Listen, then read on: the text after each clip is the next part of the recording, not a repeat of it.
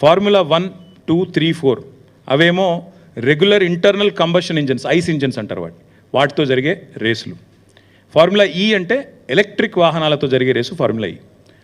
ఇవన్నీ కూడా FIA కిందికి వస్తాయి, ఫెడరేషన్ ఆఫ్ ఇంటర్నేషనల్ ఆటోమొబైల్స్ అని, దాని కిందికి వస్తాయి.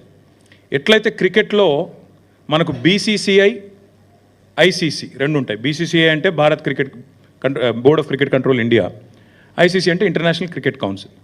అట్లాగే ఇందులో కూడా 2 అసోసియేషన్స్ ఉన్నాయి. ఒకటి FMSCI, federation of motor sports clubs India, same BCCI మాదిరిగా ఇండియాలో ఒకటి ఉంది. అదే మాదిరిగా మళ్ళీ ఇంటర్నేషనల్గా FIA, ఫెడరేషన్ ఇంటర్నేషనల్ ఆటోమొబైల్. ఆ FIA అనేది ఎపెక్స్ బాడీ, దాని కిందనే F1, F2, F3, F4, FE అంటే ఫార్ములా ఈ. ఈ రేస్లన్నీ కూడా వాళ్ళ కిందనే నడుస్తాయి. ఎప్పుడైతే చంద్రబాబు నాయుడు గారు 2001, 2, 3 ఆ ప్రాంతంలో ఈ బర్నీ ఎకెల్స్టోన్ అని ఆయన ఫార్ములా 1 యొక్క CEO ఆయనని కలిసి మీరు హైదరాబాద్కి రండి, మీరు ఇక్కడ రేస్ పెట్టడానికి కావాల్సిన ఏర్పాట్లు నేను చేస్తాను ప్రభుత్వ పరంగా అని ప్రయత్నం ప్రారంభించారు. కానీ దురదృష్టం ఆ ప్రయత్నం ఫలవంతం కాలేదు, ఫర్ వాట్ ఎవర్ రీజన్. అప్పటికి చంద్రబాబు నాయుడు గారు 2004లో ఓడిపోయారు, అది కూడా ఒక కారణం కావచ్చు. కానీ చంద్రబాబు నాయుడు గారు ఓడిపోక ముందే ఆయన ప్రభుత్వంలో ఉండంగానే ఇవాళ గోపన్పల్లి, మనకిప్పుడు ఫైనాన్షియల్ డిస్ట్రిక్ట్ పక్కనే ఉన్న ప్రాంతం గోపన్పల్లి, అక్కడ 580 ఎకరాల భూసేకరణకు నోటీసులు కూడా ఆనాడు ప్రభుత్వం ఇవ్వడం జరిగింది రెవెన్యూ డిపార్ట్మెంట్ ద్వారా. దేనికి? ఒక formula 1 race track, permanent track ఇండియాలో బిల్డ్ చేయాలి, దానికి హైదరాబాదే కేంద్రం కావాలి అనే కోరికతో ఆనాడు చంద్రబాబు నాయుడు గారి ప్రభుత్వం ఒక బలమైన ప్రయత్నం చేసింది. దురదృష్టం వారి ప్రభుత్వం పోయింది. ఆ తర్వాత వచ్చిన కాంగ్రెస్ ప్రభుత్వం వాళ్ళు దాన్ని పట్టించుకోలేదు. అట్లే ఆ రైతులు కూడా ఎవరైతే ఆ గోపన్పల్లిలో భూసేకరణ నోటీసులు రిసీవ్ చేసుకున్న వాళ్ళు ఉన్నారో వారు అప్పటి నుంచి ఇప్పటివరకు న్యాయ పోరాటం చేస్తూనే ఉన్నారు. ఆ రైతుల్లో ఒక ఆయన రేవంత్ రెడ్డి కూడా ఉన్నాడు. ఈరోజు ముఖ్యమంత్రిగా ఉన్న రేవంత్ రెడ్డికి కూడా అక్కడ 15 ఎకరాల భూమి ఉంది. సో ఇప్పుడు నేను చెప్పే స్టోరీ అంతా రేవంత్ రెడ్డికి కూడా ఎరికే. ఆయన గుంజుకున్నాడా లేకపోతే నిజంగానే రిజిస్టర్ చేసుకున్నాడా అది నాకు ఎరకలేదు. కానీ గోపనపల్లిలో భూమి ఉందని ఆయన అఫిడవిట్లో కూడా చూపెట్టిండు. ఎలక్షన్ అఫిడవిట్లో కూడా రేవంత్ రెడ్డి గారి ఎలక్షన్ అఫిడవిట్లో కూడా నాకు 15 ఎకరాల భూమి గోపనపల్లిలో ఎక్కడైతే ఫార్ములా 1 కోసం ఆనాటి అప్పటి తెలుగుదేశం ప్రభుత్వం భూసేకరణ నోటీసులు ఇచ్చిందో అందులో నాకు కూడా ఉన్నది అని చెప్పి రేవంత్ రెడ్డి గారు కూడా అఫిడవిట్లో, ఎలక్షన్ అఫిడవిట్లో కూడా మొన్న 2023 ఎలక్షన్ అఫిడవిట్లో కూడా డిక్లేర్ చేశారు. తదనంతరం ప్రయత్నాలు జరిగినాయి దేశంలో. ఈ F1 అనే రేసును తేవాలి, ఎందుకంటే చాలా విస్తృతమైన ప్రచారం కలిగిన బాగా పాపులర్ రేస్ F1. దాని చుట్టూ మర్చెండైజింగు, దాని చుట్టూ కొన్ని సిటీల యొక్క గ్రోతే దాని చుట్టూ. మొనాకో అనే ఒక సిటీ ఉంటుంది, ఒక కంట్రీ కమ్ సిటీ. అది మొనాకోలో జరిగే గ్రాండ్ ప్రీ వరల్డ్ ఫేమస్. అక్కడ పెద్ద పెద్ద వాళ్ళు ప్రపంచంలో ఉండే బిలియనీర్లు అందరూ దిగుతారు. అసలు ఆ మొనాకో అనే సిటీ వెలుగులోకి వచ్చిందే ఈ ఫార్ములా 1 రేస్ వల్ల.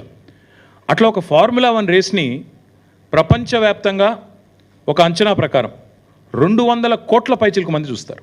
2 బిలియన్ ప్లస్ పీపుల్ చూస్తారు. అంత popular racing formula 1 racing. So మన దేశంలో కూడా ప్రయత్నాలు జరిగి చివరికి ఉత్తరప్రదేశ్లో అప్పుడు JP గ్రూప్ అని ఉండేది, ఇప్పుడు కూడా ఉన్నట్టుంది, జయప్రకాష్ గ్రూప్. నోయిడాలో వారు ఒక ట్రాక్ కట్టారు, పెద్ద ట్రాక్ కట్టి ఆ ట్రాక్లో ఫార్ములా 1 వాళ్ళని ఒప్పించి మొత్తానికి ఉత్తరప్రదేశ్ నోయిడాలో డబ్బులు మేము పెడతాము అని చెప్పి 1700 కోట్ల రూపాయలు ఖర్చు చేసి, ఇది ఎప్పుడు నేను చెప్పేది 2009-10 ఆ ప్రాంతంలో 1700 కోట్ల రూపాయలు ఖర్చు చేసి ఆనాడు 2009, 10, 11. ఎందుకంటే ఒక రేస్ అనేది 1 సంవత్సరం కోసం జరగదు. రేస్ అనేది ఎప్పుడైనా కూడా ఒక 4 సంవత్సరాలు 3 సంవత్సరాలు సైనింగే. ఎందుకంటే ఒకటేసారి అట్లా వచ్చి ఇట్లా రేస్ చేసి వెళ్ళిపోవడానికి కాదు, ఉండదు. డెఫినెట్గా ఒకసారి దాన్ని ఏమంటారు క్యాలెండర్లోకి రావాలి, ప్రచారం జరగాలి. ఇప్పుడు నేను చెప్పాను అబుదాబి గ్రాండ్ ప్రీ ఉంటుంది, లాస్ వేగస్లో ఉంటుంది, తర్వాత సౌపాలోలో ఉంటుంది. ఇట్లా క్యాలెండర్ ఉంటుంది అనమాట. 12 నెలల్లో ప్రతి 2వ శనివారం ఇది ఉంటుంది రేసు. అవన్నీ ముందే డిసైడ్ అయ్యి ఉంటాయి ఎక్కడెక్కడ రేస్ జరుగుతుంది అని చెప్తే మోటార్ స్పోర్ట్స్ ఎంతూజియాస్ అందరూ కూడా అయితే టీవీలో చూడడమో లేదా టికెట్లు కొనుక్కొని అక్కడ పోయి రేస్ చూడడమో ప్రత్యక్షంగా ఇవన్నీ జరుగుతూ ఉంటాయి. సో అట్లా ఉత్తరప్రదేశ్కి మొత్తానికి వాళ్ళు పట్టుకొచ్చారు, JP గ్రూప్ వాళ్ళు పట్టుకొచ్చినారు. 3 సంవత్సరాలు జరిగింది రేస్, 9, 10, 11.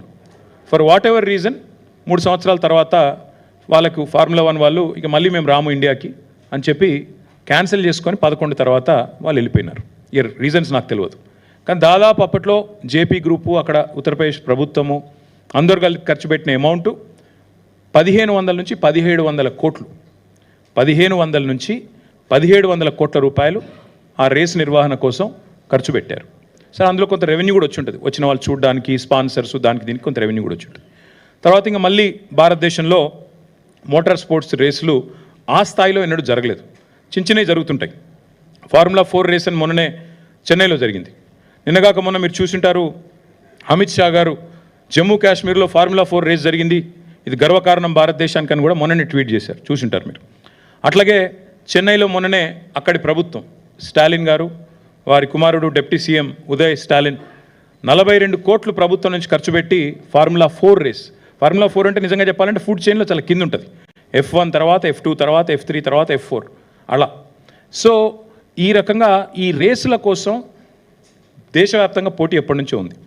సో ఆ క్రమంలో గత 10, 11, 12 సంవత్సరాలుగా ఒక కొత్త ట్రెండ్ స్టార్ట్ అయింది. ఈరోజు మనం 2024 సంవత్సరంలో ఉన్నాం.